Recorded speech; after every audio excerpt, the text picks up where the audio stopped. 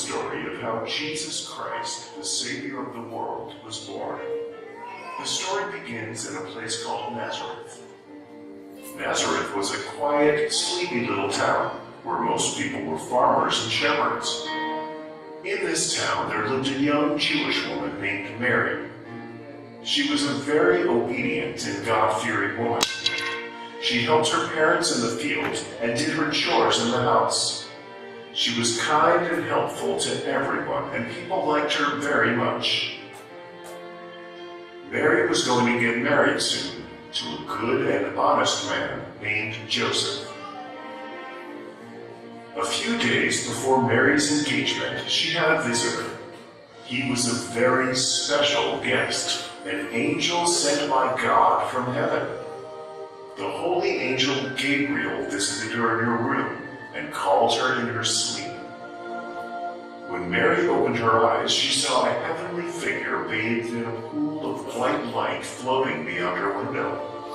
It wore bright white robes and had big silver wings fluttering behind it. At first, she thought she was dreaming, but later, when she heard the angel's voice, she realized this was no dream.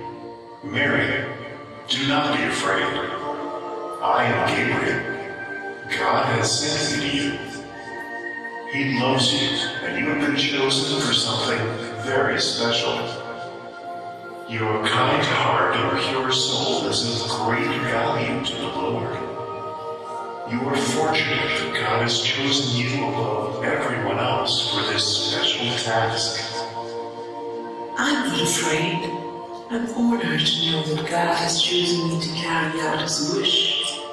I am lucky to be a favorite of God. Bless you, Mary. God is pleased with you. I have come to tell you that soon you will have a son. He will be a great king one day, and he will be loved by everyone. He will be called the Son of God. Mary was at first shocked at what Gabriel had to say. However, she remained calm and listened to everything that the angel had to say. Then she spoke to Gabriel. But how is this possible? I'm not yet married. Do not be afraid, Mary.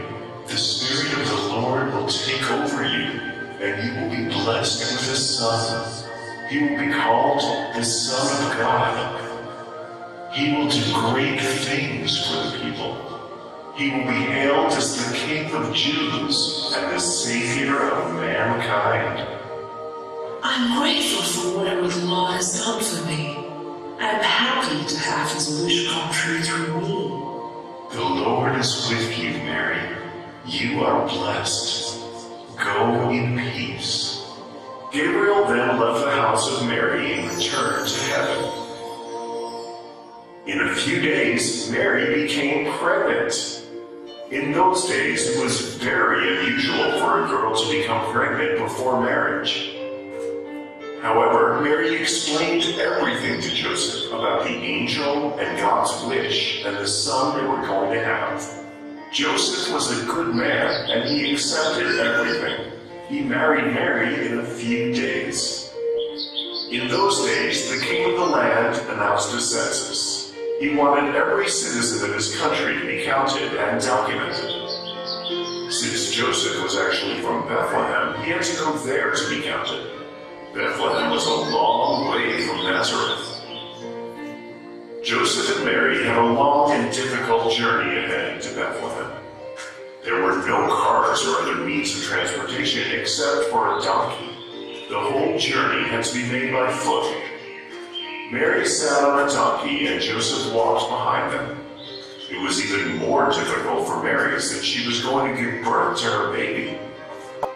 After many days of walking through the desert, Joseph and Mary finally reached Bethlehem. It was getting very dark when they reached the town. They desperately needed a place to rest and spend the night.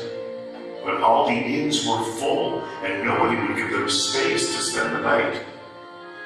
Joseph walked all over the town, knocking at the doors of houses and shops, one after the other, but nobody would allow them to come in.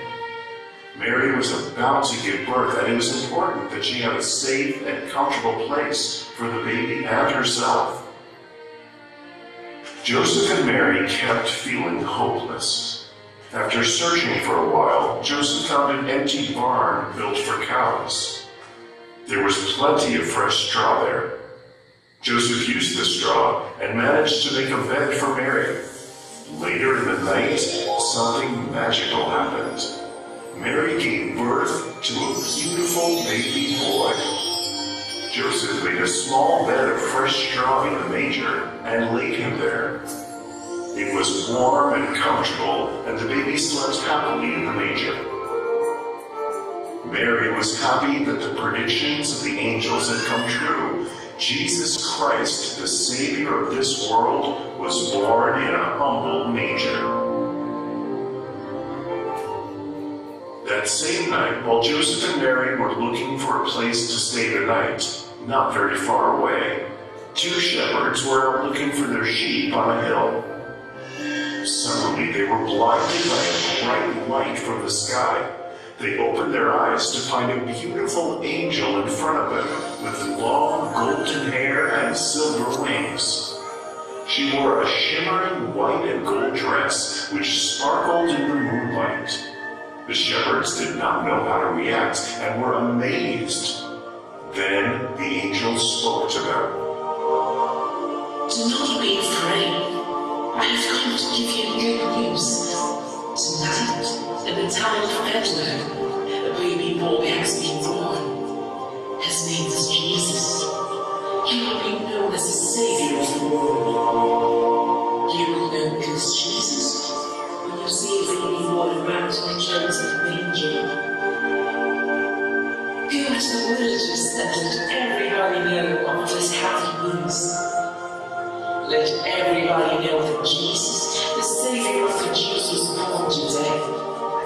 Go in peace now and spread the good news. The shepherds were happy and shocked at the same time.